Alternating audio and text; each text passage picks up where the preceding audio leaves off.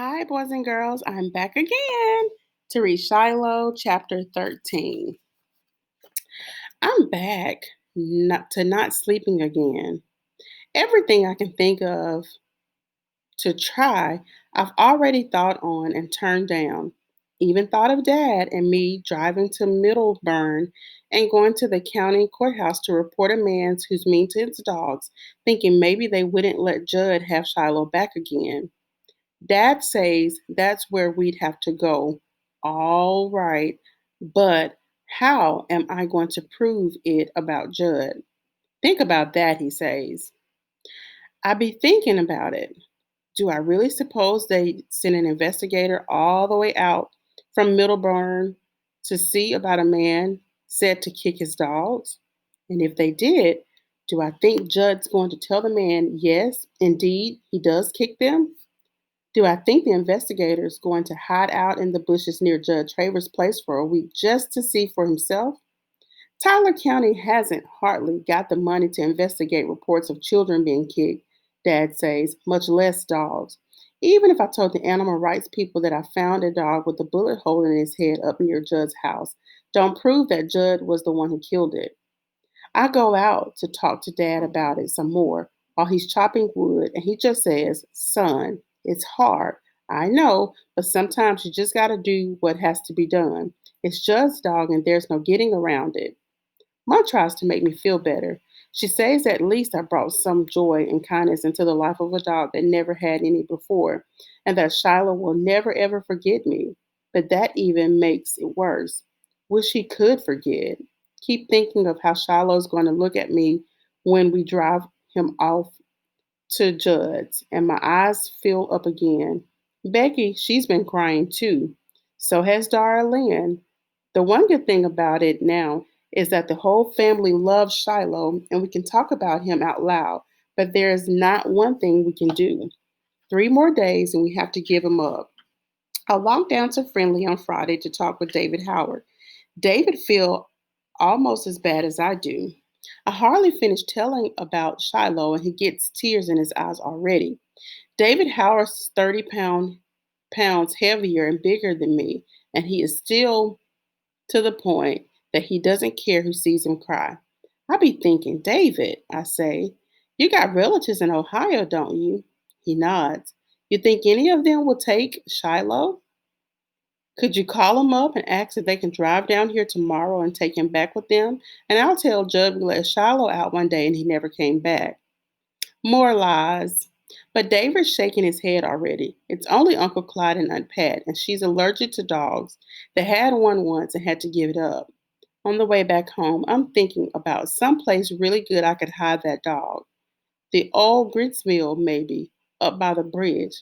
The door's padlocked, but it don't take much to get in, 'cause the top of the building's open where someone or some of the roof's blown away. I bet I could hide Shiloh in there for 10 years and he'd never make a sound. But what kind of life is that? Could never take him anywhere except after dark.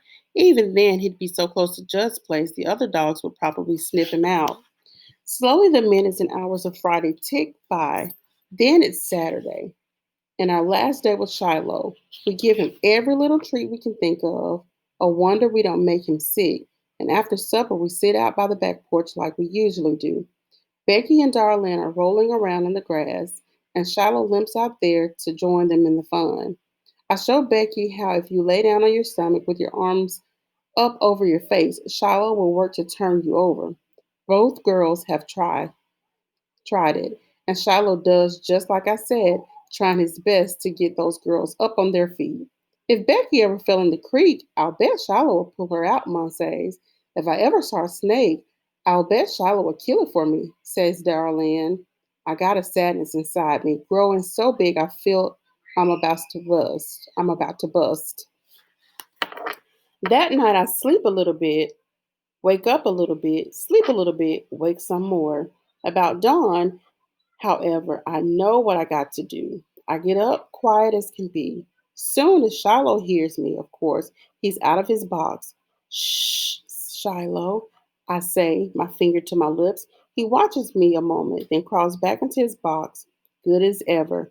I dress, pull on my sneakers, Take me a slice of bread from the loaf on the counter and a peach off the tree in the yard. Then I take the shortcut through the East Woods toward Judge Travers. It's the only thing left to do. I talked to Dad, to Mom, to David, and nobody's got any more idea what to do than they did before. What I'm fixing to do is talk to Judge Travers straight and tell him I'm not going to give Shiloh back. Rehearse my lines so often I can say them by heart. What I don't know though is what Judge gonna say. What is he gonna do?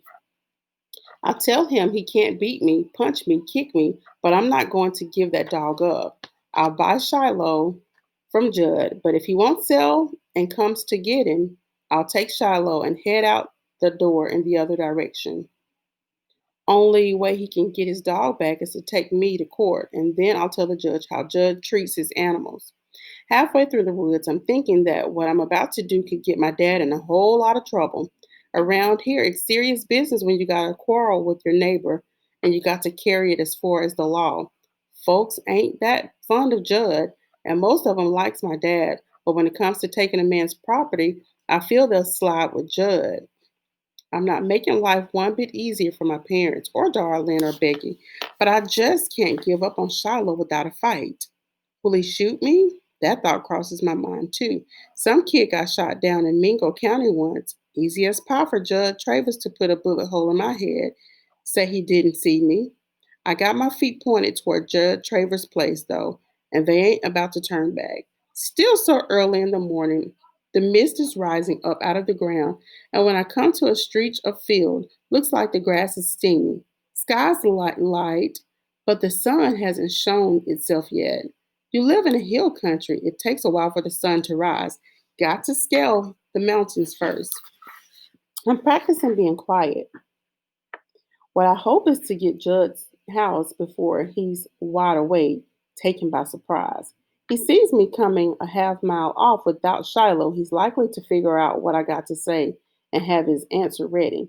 I want to be sitting there on his porch the moment he gets out of bed.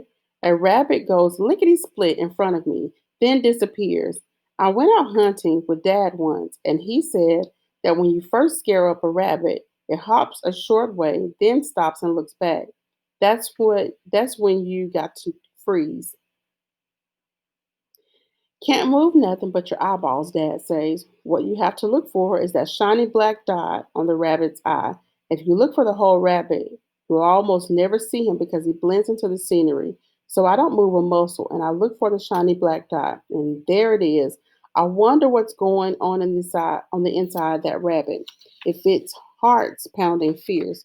No way I could tell if I wasn't going to do it harm. So I go on back into the second stretch of woods, heading for that second field.